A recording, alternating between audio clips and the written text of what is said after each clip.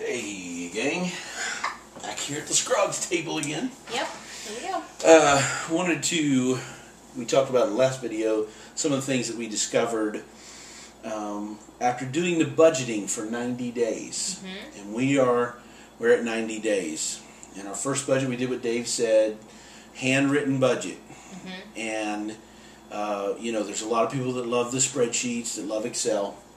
But that first budget out, handwritten budget, and if you can handwrite your budget for 90 days, that's great. It's tough for the nerds to go 90 days handwriting a budget. So I went halfway in between. I actually, I printed it out and then hand wrote the notes. It's okay. Okay, so here's the things we learned. A lot of people have side businesses. They have other things where they have incomes. And one of the things that we did, we've got some rent houses in Indiana. Not a lot to speak of, but they're there, and they're more of a pain than they are a blessing this year. Yeah.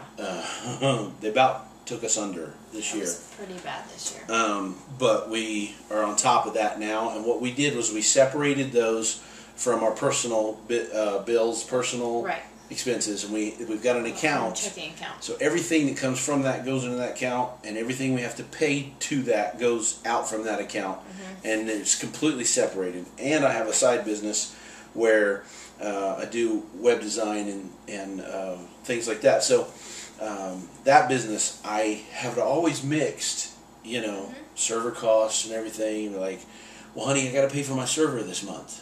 And she's like, well, why do you have to pay for it with our money? And I'm like, you're right. So we separated that completely. So now I know what my annual expense is for that business. Right. And what I've done is I've raised enough money inside that business in that account to fund that business. And funding it for a year, because I know what I know what all my fees are, and I know what things come in, and so I can just set all that aside, and now it's not as stressful at all. And so there's nothing that leaks into our personal budget. Everything on our personal budget is personal. The houses and the business are separate. And that relieved a ton of stress. So much. Ton of stress. Yeah. Yeah. Because, I mean, some of you guys probably, I know some of you Tupperware ladies, some of you do Mary Kay, some of you guys, you know, you fix cars on the side, you paint, you know, whatever. You do all these kinds of things, and you're bringing in money, and you're just throwing it all into the personal, usually to try to get the personal money to cover the budget. To cover the budget. That's why we do side things, to cover the budget. But the problem with that is, like his server fee, he made plenty money enough to pay for that server fee.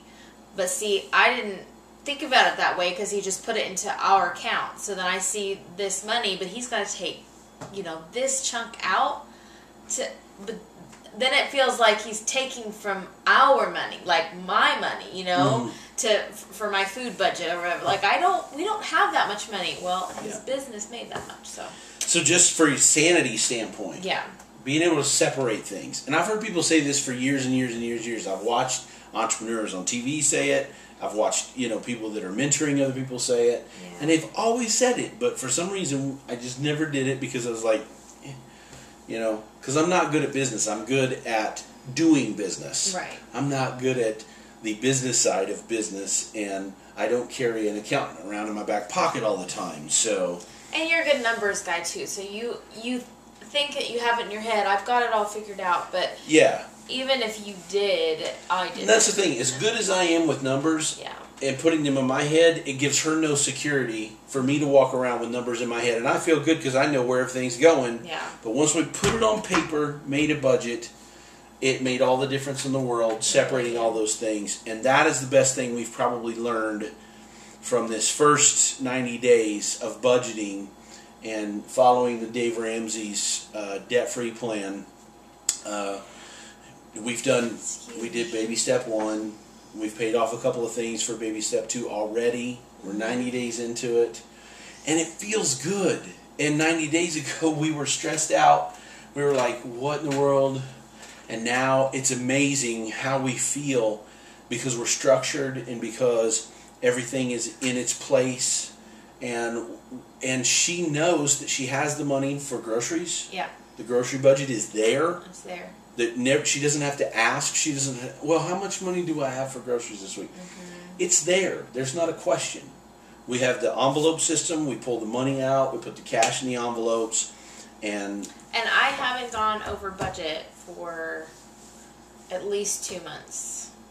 I know I did that first. Well, I don't even know if that's I did that phenomenal. first month. That's a free spirit. But that's like free spirit. My whole life I've gone over. Stayed under budget. Free spirit, under budget. Had money left over every paycheck, which phenomenal. gets paid twice a month.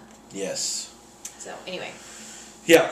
So one of the last things I want to mention before we sign off tonight is a lot of people have extra things that just happen during a month. Yes. Birthdays, anniversaries, whatever. Whatever they are, I like to approach it from the irregular income side of Dave's budget plan. Prioritize it. Set our budget together for our own stuff, and then what's extra, you're like, okay, here's the 3 things that are going to happen this month. What's the most important thing?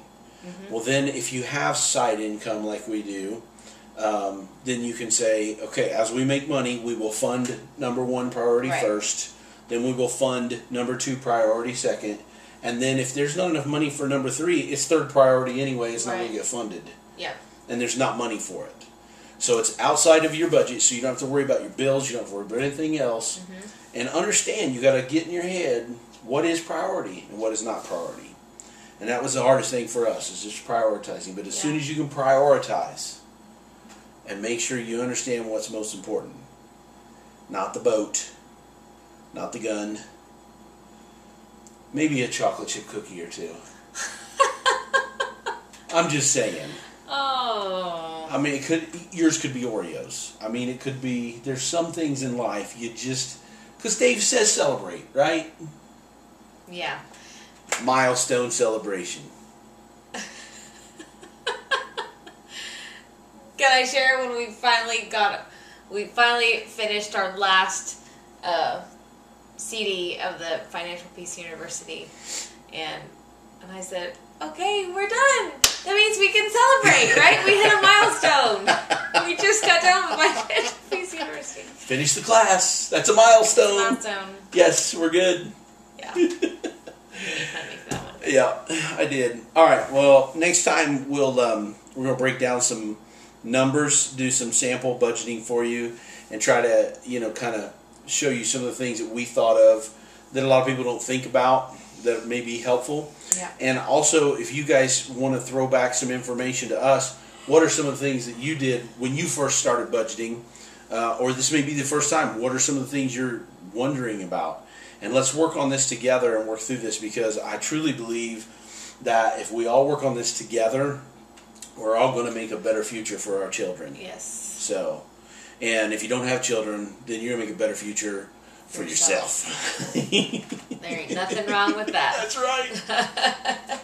Rock on. Bye.